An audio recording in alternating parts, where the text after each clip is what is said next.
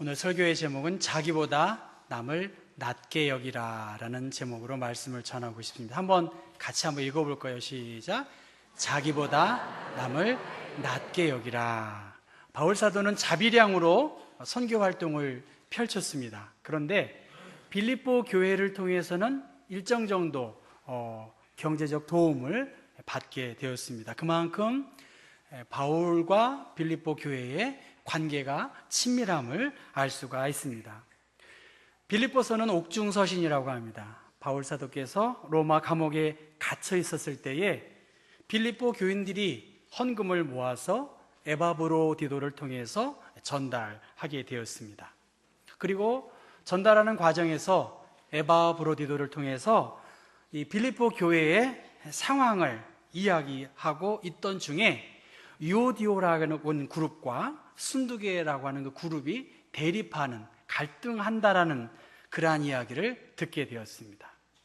또 목회 기간에 어려웠는지는 모르겠지만, 또 로마에 와서 여행에 필요였는지 모르겠지만, 빌립보서 2장 27절의 말씀 보면 에바브로디도가 병들어 죽게 되었다라고 했습니다. 그런데 하나님이 긍휼히 여기셔서 그를 고쳐주게 되었다고 빌립보서에는 기록합니다. 이제 그 몸이 회복이 되어서 에바브로디도 편에 편지를 쓰게 되었습니다. 그 빌립보 교회에 편지를 쓴 것이 바로 빌립보서입니다. 빌립보서의 주제는 뭘까요? 기쁨입니다. 기쁨.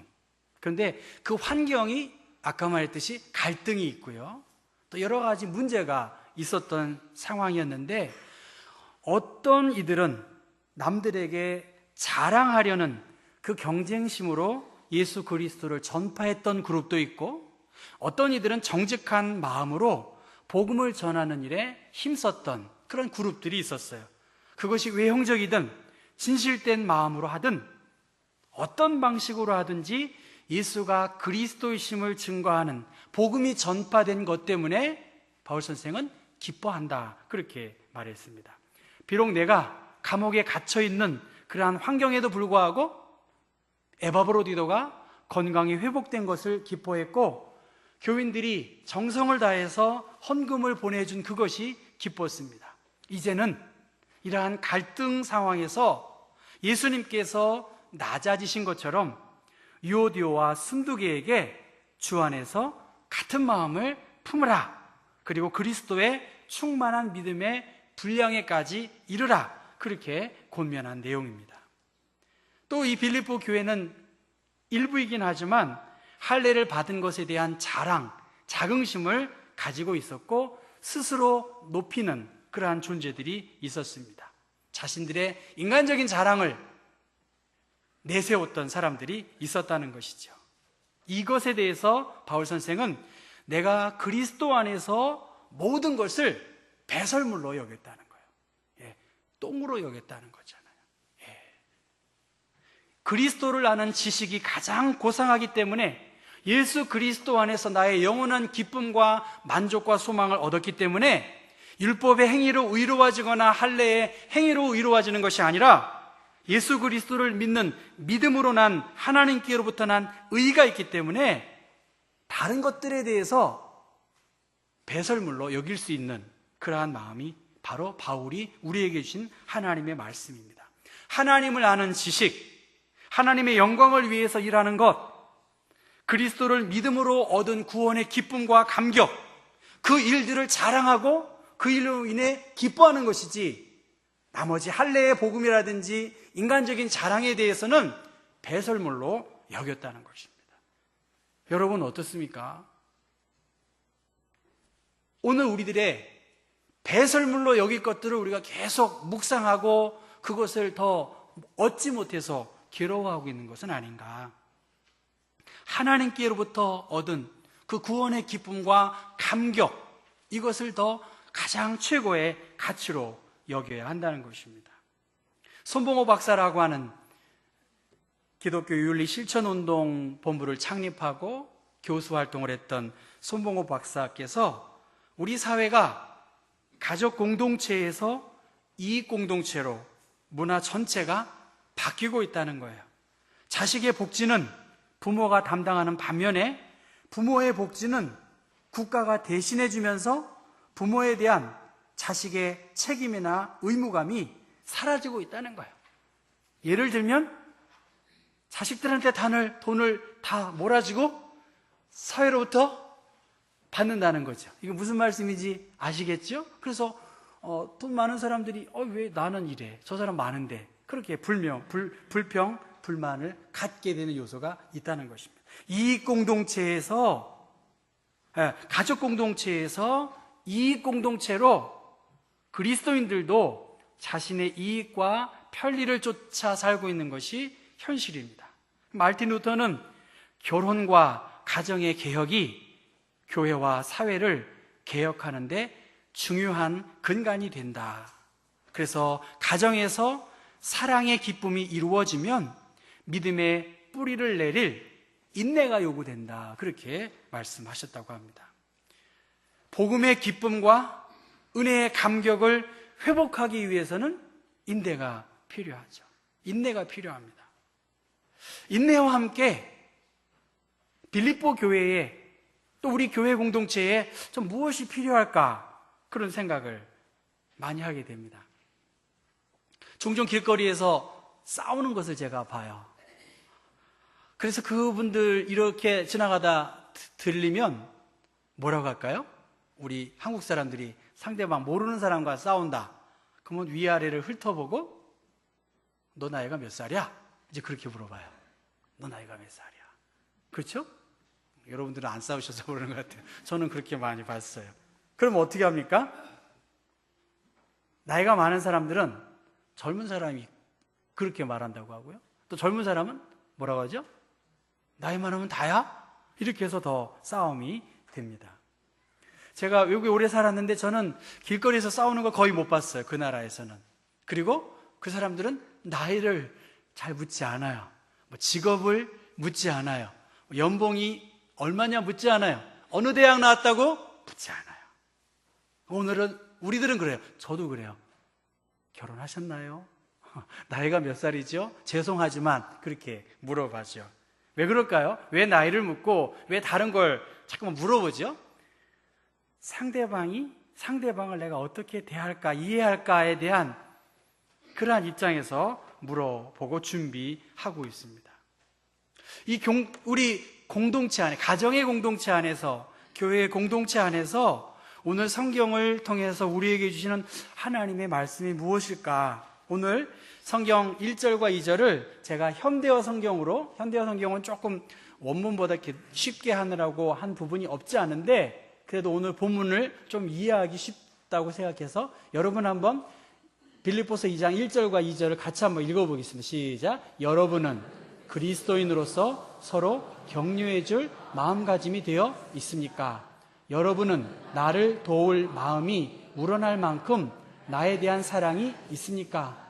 우리가 성령을 받았고 주님 안에서 형제가 되어 있다는 참다운 의미를 알고 있습니까? 여러분은 마음에 애정이 있고 동정심이 있습니까? 그렇다면 서로 사랑하고 서로 마음을 열어 화합하십시오. 한 마음과 한 생각과 한 목적을 가지고 함께 일하여 내 마음을 기쁘게 해 주십시오. 내 마음을 기쁘게 해달라는 거예요. 어떻게 하면서요? 성령을 받았고 주님 안에서 형제가 되어 있다는 참다운 의미, 그 믿음을 갖고 있다면 여러분 한 마음과 한 생각과 한 목적을 가지고 함께 일해서 내 마음을 기쁘게 해달라는 것입니다. 본문에 내 기쁨을 충만하게 하라, 그 말씀은 4절에 나와 있죠? 여러분 성경을 한번 보세요. 각각 자기 일을 돌볼 뿐더러 또한 각각 다른 사람의 일을 돌보아 나의 기쁨을 충만하게 하라. 나의 기쁨을 충만하게 하라라고 하는 말씀은 원문에서는 사실 2절에 나와 있어요. 2절에 나왔는데 왜 이렇게 해석을 했는지 저는 모르겠어요. 어쨌든 헬라어 원어에는 나의 기쁨을 충만하게 하라라는 말이 2절에 나와 있고요. 이것을 킹 제임스 버전에는 내 기쁨을 성취하라. 내 기쁨을 너희들이 이렇게 열린 마음을 가지고 나보다 남을 낮게 여기는 것이 내 기쁨을 성취하는 것이다. 그렇게 말씀하고 있습니다. 오늘 이 본문을 보면서요, 어버이 주일을 맞고 제 마음속에 인내가 필요하지만 존중이 필요하다, 그 말씀이 많이 생각이 났어요. 청와대 앞에서 외쳐지는 구호가 절규도 있고요, 또 어떤 단체는 지도자들에 대해서 혹은 공권력에 대해서, 질서에 대해서 참 우습게 생각하는 그 존중감이 없는 것이 현실입니다. 대통령도 하물며 그렇게 어떻게 됩니까? 폄하된다고 할까요? 저는 어느 입장을 갖고 말하는 게 아니에요, 여러분. 오해하지 마세요. 대통령도 그런데 하물며 나이가 들었다고 해서, 어느 위치에 있다고 해서 존중을 받을 것이라고 기대할 수 없습니다. 호의적인 사회가 아니라는 것이죠. 경제적인 유무에 따라서, 직업의 귀천에 따라서, 외적인 여러 환경에 따라서 우리는 존중하기도 하고 무시하기도 합니다. 존중을 받지 못해요. 어른들이 존중을 받지 못하고 점점 밀려나고 있습니다. 그것이 과연 가정이겠는가? 교회도 마찬가지입니다, 여러분.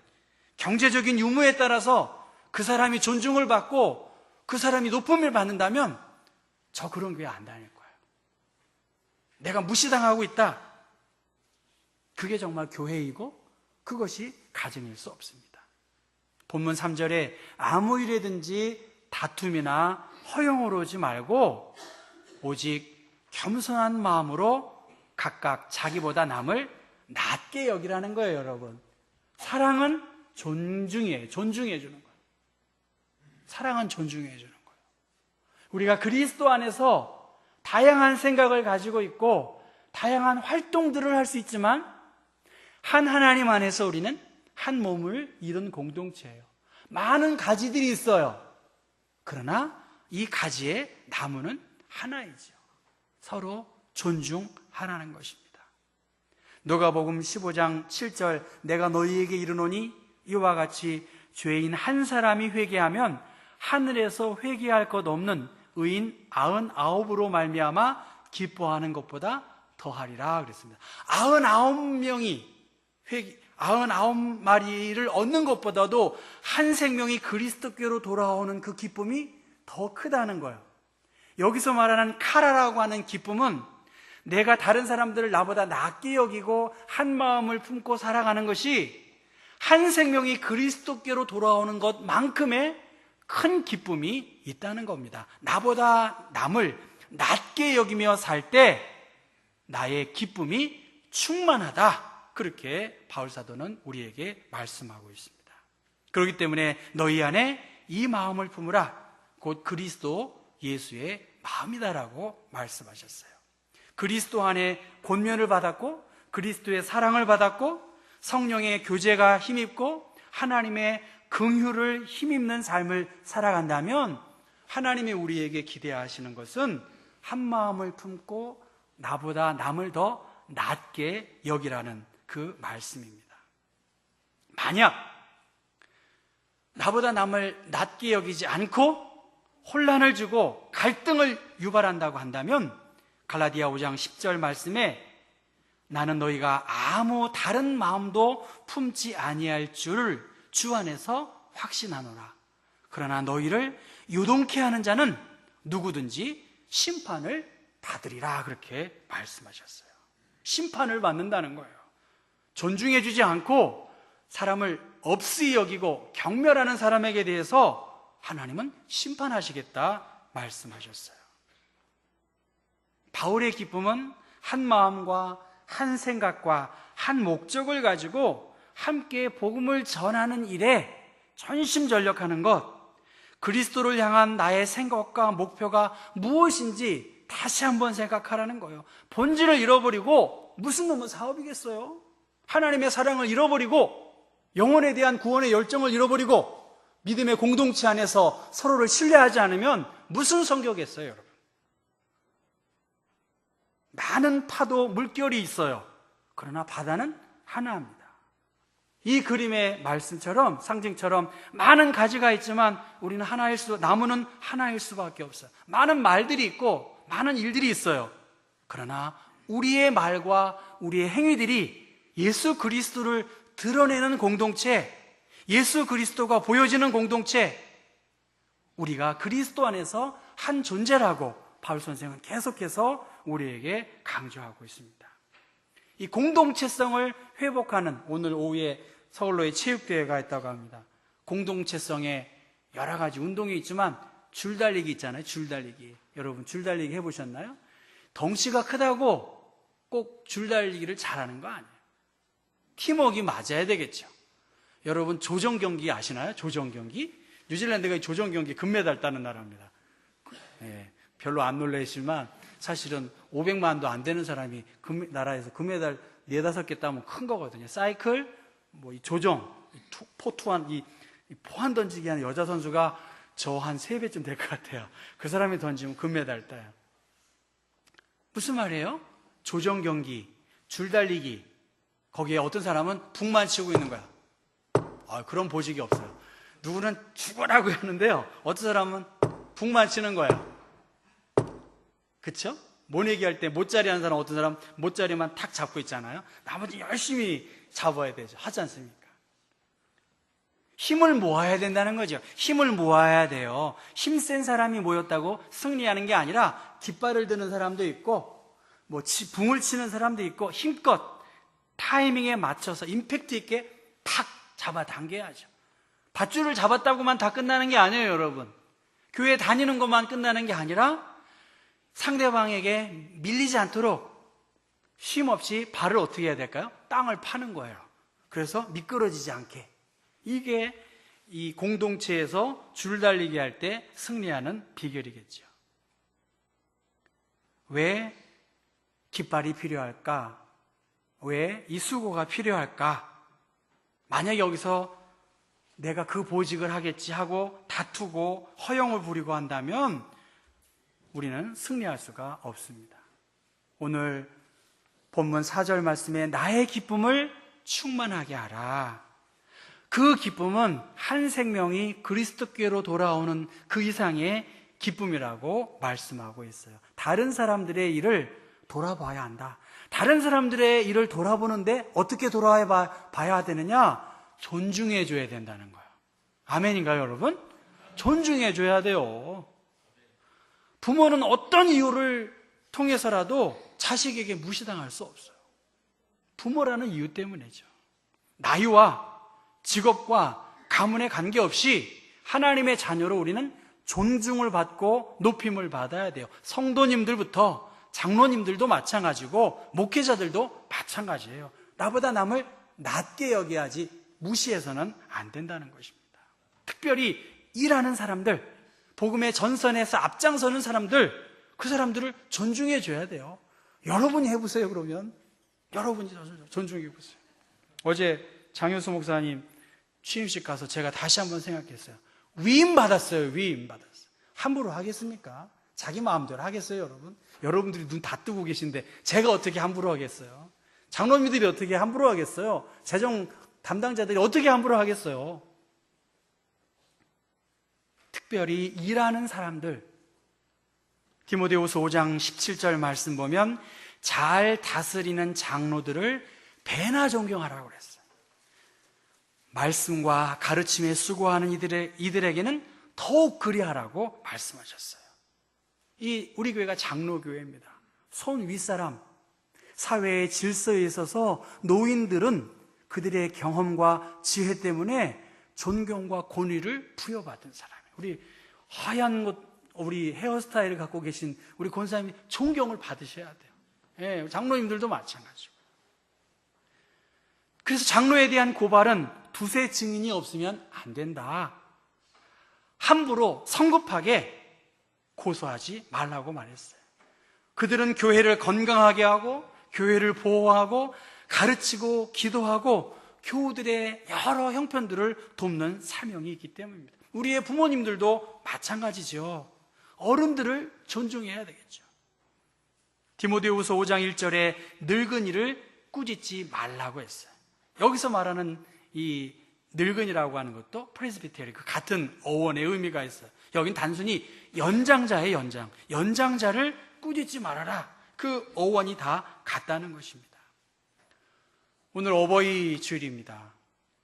우리 연로하신 원로 장로님들, 또 우리 권사님들, 교회를 이렇게 애쓰고 수고하시는 것들을 제가 이렇게 봐요. 우리 교회가 오늘 여기에 이르기까지 저분들이 저렇게 수고하셨구나. 한 10년만 젊으셨어도 그런 마음이 제가 들 때가 많고 머리 숙여질 때가 많이 있습니다. 시무장로님들도 마찬가지예요. 존중해야 돼요. 그렇죠? 제가 지난주에 어린이와 함께하는 시간에 일부러 말한 거 아니에요. 제가 어린이들한테 그 핸드폰 이야기 했는 줄 아세요? 여러분에게 한 거예요. 진짜예요, 진짜. 사회에서, 가정에서, 교회에서 어른들이 존중을 받아야 되고요. 교회의 리더들이, 재직들이, 어린이들이 존중을 받아야 된다는 거예요. 아멘이죠? 네, 존중해야 돼요. 조금 실수가 있죠. 왜 허물이 없겠습니까? 얼마나 힘들고 애쓰고 오늘의 대한민국이 여기까지 온 것은 우리 어르신들이 많이 수고한 것입니다. 하나님께서 우리에게 많은 은혜를 주셨어요. 많은 은혜를 주셨는데 내 몸 하나 건사하도록 그렇게 부르신 것이 아니라 나를 일으켜서 우리 가정을 세우고 우리 믿음의 공동체를 함께 일어서도록 그렇게 하나님이 우리에게 사명을 주신 것입니다. 바울의 기쁨은 바로 주님의 기쁨 아니겠어요?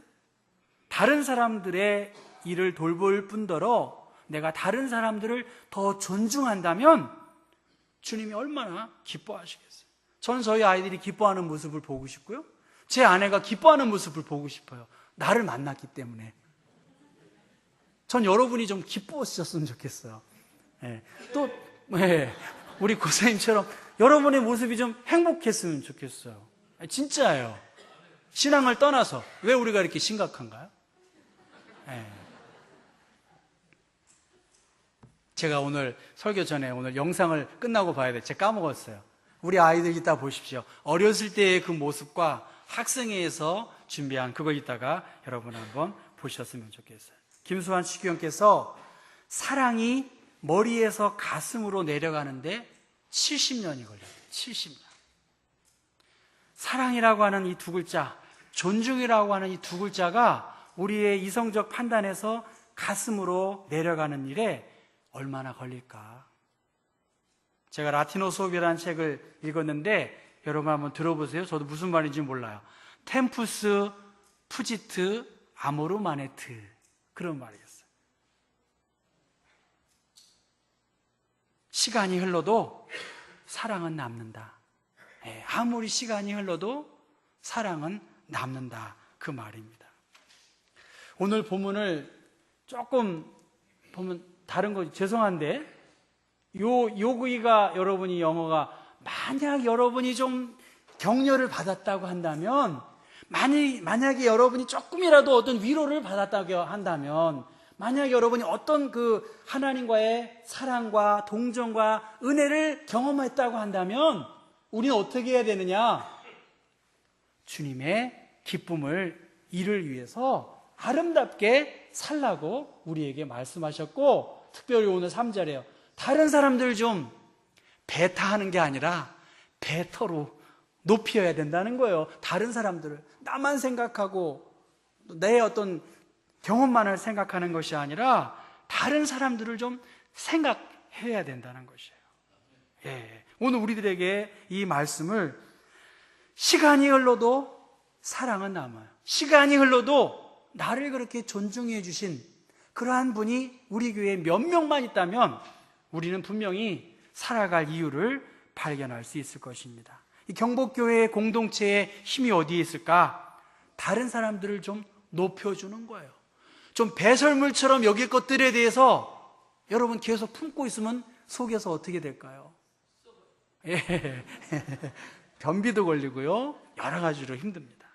배설물로 여길 것들을 좀 배설물로 여기시고 그리스도 예수 안에서 하나님이 기뻐하시는 일들을 위해서 우리가 전진해야 돼요. 그리고 그 일을 위해서 앞장서고 수고하는 사람들에게 대해서 존중해야 합니다. 성령 안에서 우리는 하나이고, 여러분, 하나님의 뜻은 성령의 인도하심을 그렇게 많이 이야기하고 있으면서도 제각각 우리의 능력들을 발휘하면 안 돼요. 주님의 기쁨은 한 하나님, 한 성령님 은혜 안에서 서로를 존중하는 것. 여러분, 우리의 부모님들, 우리의 교회의 어르신들, 그런 생각을 참 많아요. 무슨 역사적 사명이 있다고 교회에서 그렇게 일하면서 이런 불편한 소리를 들어야 할까? 그런 일 아니다. 하나님이 우리에게 주신 부담, 그 사명대로 앞서가는 사람들을 더 존중하는 그런 우리 경복교회 되기를 간절히 바랍니다.